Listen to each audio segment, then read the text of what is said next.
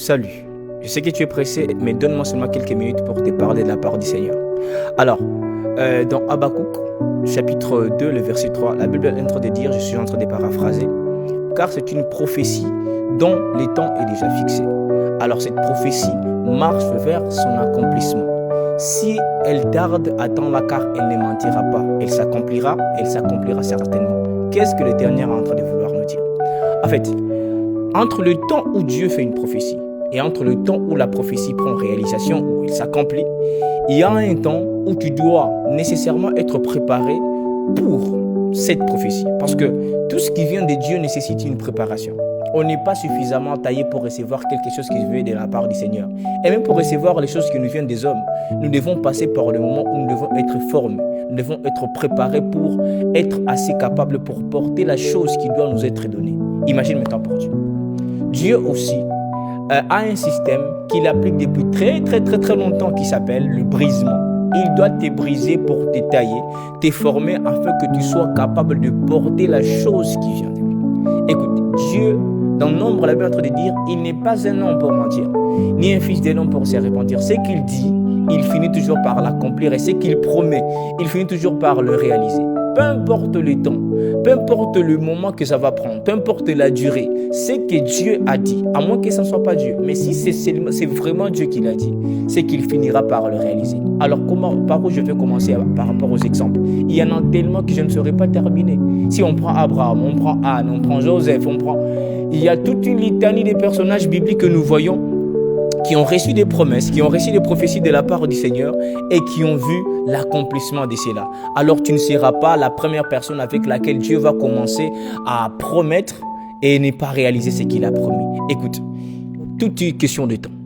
Ce que Dieu a dit, il finira par l'accomplir, il finira par le réaliser. Peu importe le temps que ça va prendre, sois patient. Prie Dieu, ne laisse pas Dieu. Aie toujours foi, aie toujours confiance. Parce que la Bible déclare encore ceci. Mieux vaut un chien vivant qu'un lion mort. Pourquoi?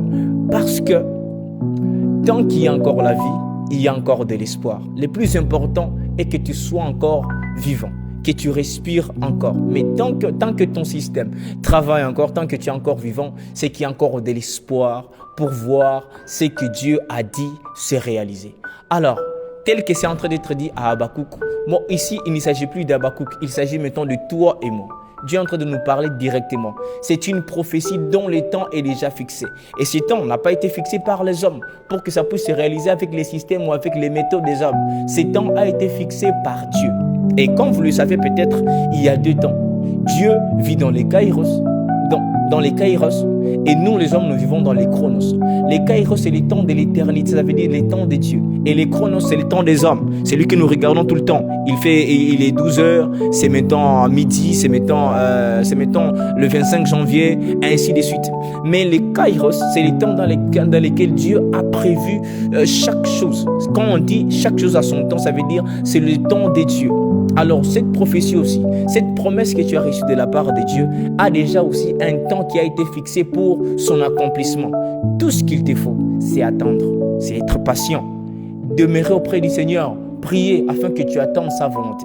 Peu importe le moment que ça va prendre, ce qui est sûr et certain, c'est que ça finira par se réaliser et s'accomplir.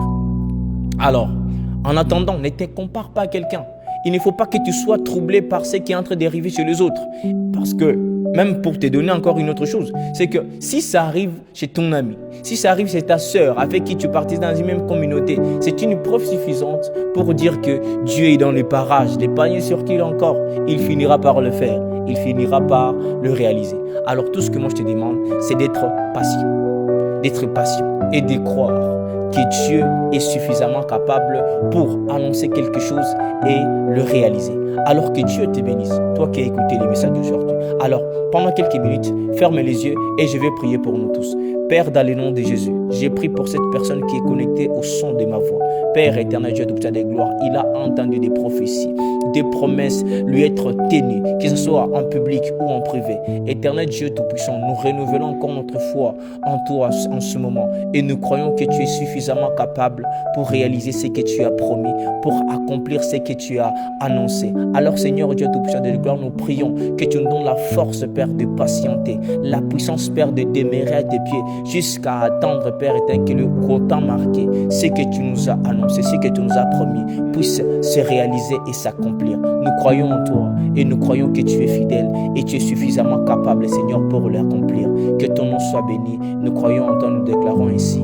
Amen. Alors que Dieu te bénisse. Ça, c'est une séance pour aujourd'hui et nous te prions d'aller encore t'abonner sur la chaîne et d'aller liker toutes les précédentes vidéos que nous avions déjà publiées, et je sais que tu vas être béni par les messages que nous avons déjà publiés. So, God bless you and see you soon. Peace.